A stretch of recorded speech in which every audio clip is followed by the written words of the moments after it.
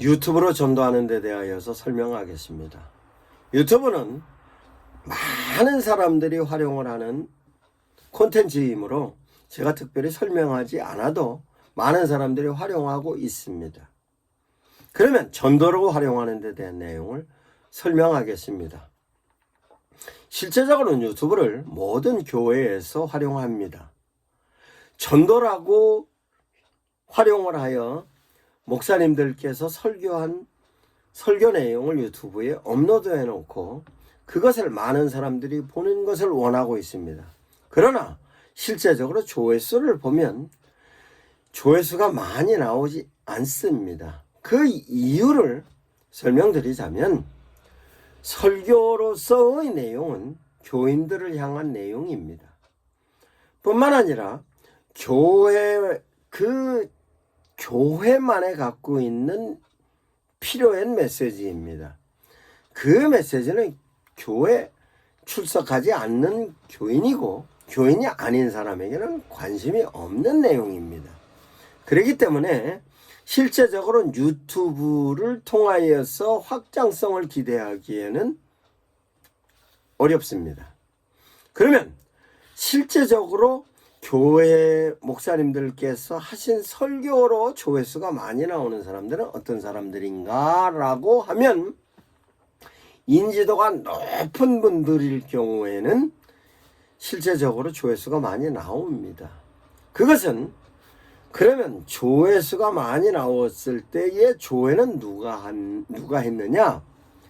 실제적으로 교회에 형편이 되질 않아 출석을 못한 사람이든가 아니면 담임 목사의 설교의 만족도를 느끼지 못한 사람이 대리 만족을 느끼는 것으로 자기가 필요한 메시지를 전하는 메시지나 자기와 성향이 같은 목사님이 말씀을 하시는 데 대하여서 호감을 느끼는 것이었지 실제적으로 전도에 관련된 내용으로서는 별로 영향력을 발휘하는 메시지가 아닙니다. 즉 담임 목사의 설교는 전도의 효과 부분에 있어서는 제가 보기에는 긍정적으로 평가할 수 있는 메시지가 아닌 것입니다.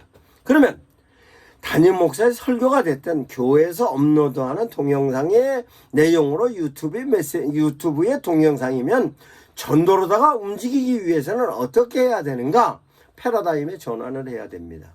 그러면 다시 유튜브를 통하여서 많은 사람들이 종교적인 영상을 통하여서 위로를 받는 영상도 대단히 많이 있습니다. 교육적인 프로그램의 영상도 대단히 많이 있습니다. 뿐만 아니라 내가 어떤 오락적인 요소의 영상도 대단히 많이 있습니다. 이와 같은 부분에 있어서 콘텐츠가 실제적으로 카테고리가 전부 구분이 되어 있습니다만 실제적으로 오락적인 요소가 가장 짧은 시간에 많은 사람들에게 관심을 갖고 있는 요소입니다. 먹방이라든가 나름대로 어떤 부분에서 오락적인 요소가 가미되어 있는 영상으로서 조회수가 많이 나오면 실제적으로 그 부분까지도 교회에서 어떻게 접근해 갖고 갈 것인가에 대한 내용입니다. 그러면 교육적인 프로그램이 됐든 오락적인 프로그램이 됐든 아니면 상호간의 관심도에 관련된 내용으로서로 찾아갈 수 있는 메신저로서 유튜브를 쓴다 할 경우에는 관심도에 갖고 있는 부분으로 접근해 갖고 가는 것입니다. 그러면 실제적으로 많은 사람들이 유튜브 영상을 통해서 위로받는 부분이 많이 있습니다. 그 부분은 각각의 종교에서 그런 부분에서 힐링되는 프로그램, 위로받는 프로그램을 제시하는 것이 대단히 많습니다. 불교도 그런 영상도 제시하고 다른 종교에 있어서도 그런 영상을 많이 제시하고 기독교에서도 많이 제시를 하고 있습니다만 실제적으로 그 부분에 있어서로 구체화된 내용이 전도로서 접근한다 하면 전도로서의 콘텐츠로 위로의 콘텐츠로 만드는 것입니다. 그러면 위로의 콘텐츠로서로 그 부분을 실제적으로 위로의 콘텐츠를 통하여서 아주 효과적으로 위로할 수 있는 데 대한 내용이 어디 있느냐? 다른 종교보다 기독교적인 종교가 가장 우리 개신교의 성경적인 내용이 가장 위로의 내용이 많이 있습니다. 그러나 기독교 콘텐츠는 대체적으로 목사님들의 설교라든가 성경에 관련된 내용으로 제시하기 때문에 포커싱이 전부 성도들을 향하여 포커싱이 되어 있지 예수 그리스도를 믿지 않는 사람의 포커싱이 안 되어 있습니다. 그러면 위로의 콘텐츠로 만들면 성경에 있어서 위로하는 내용이 대단히 많이 있습니다. 그와 같은 콘텐츠로 만들면 그 콘텐츠가 바로 전도의 효과적인 콘텐츠가 되는 것입니다. 위로의 부분뿐만 아니라 실제적으로 어떤 지적인 욕구를 필요하는 사람들에 관련된 유튜브의 조회수가 대단히 많이 나옵니다. 종교성에 관련된 내용이든 책에 관련된 내용이든 어떤 인문학에 관련된 내용이든 이런 부분이 대단히 많이 있습니다. 그러면 실제적으로 기독교는 인문학적인 종교입니다. 인문학적인 종교이면 성경은 철학적인 부분, 문학적인 부분 뿐만 아니라 역사적인 부분까지도 성경에 있어서 대단히 많은 부분이 인문학적인 요소로 형성되어 있습니다. 그러면 그와 같은 부분으로 접근해가고 가면 인문학에 관심이 있는 사람들을 향하여서 시선을 끌을 수 있는 것입니다. 성경은 철학입니다. 철학은 개념을 설명하는 것입니다. 그러면 인간의 문의를 개념화하여서 설명해졌던 내용이 성경적으로 접근을 하면 실제적으로 대단한 효과를 얻을 수 있는 것입니다. 그러면 철학적인 부분으로서 접근만 가능하냐? 역사적인 부분으로서도 접근이 가능합니다. 성경은 역사로 형성이 되어 있는데 실제적으로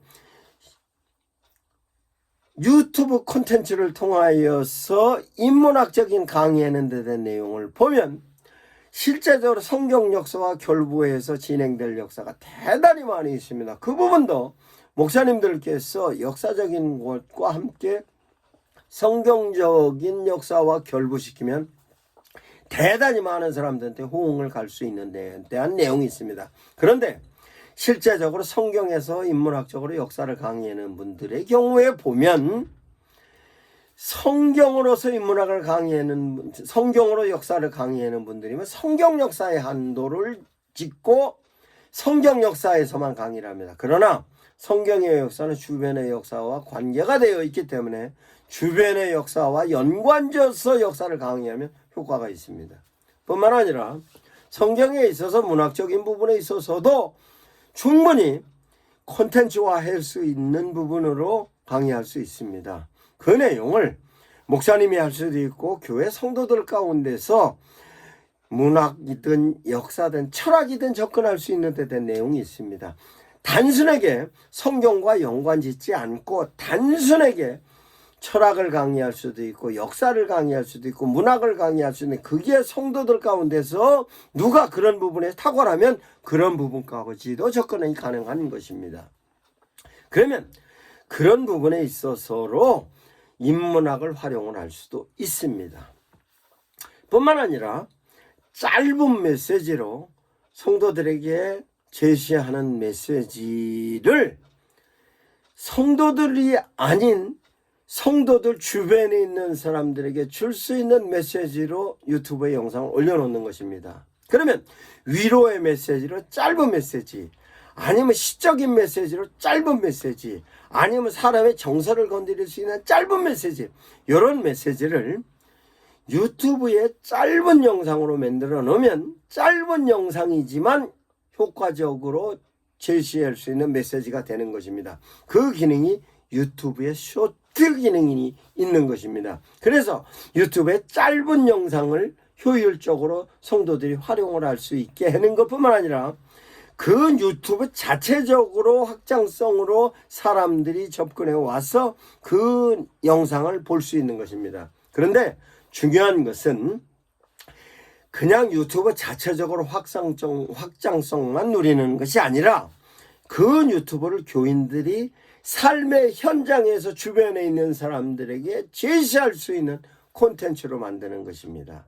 그러면 그것이 목사님의 짧은 영상일 수도 있고, 짧은 영상의 설교일 수도 있고, 짧은 영상의 기도일 수도 있고, 짧은 영상의 메시지일 수도 있고, 짧은 영상으로 기능을 발휘할 수 있는 여러 가지 기능이 있는 겁니다. 그것을 단순하게 교인들만 상대하는 것이 아니라 교인들이 그 짧은 영상, 교회의 영상을 가지고 주변 사람들에게 활용을 할 수 있게끔 만드는 영상으로서로 염두에 두고 만드는 것입니다. 그러면 유튜브 영상이 페이스북에 올라갈 수도 있고, 유튜브 영상이 카카오톡에 올라갈 수도 있고, 유튜브 영상이 인스타그램에 올라갈 수도 있고, 심지어는 유튜브 영상이 문자 메시지로도 올릴 수 있는 것입니다.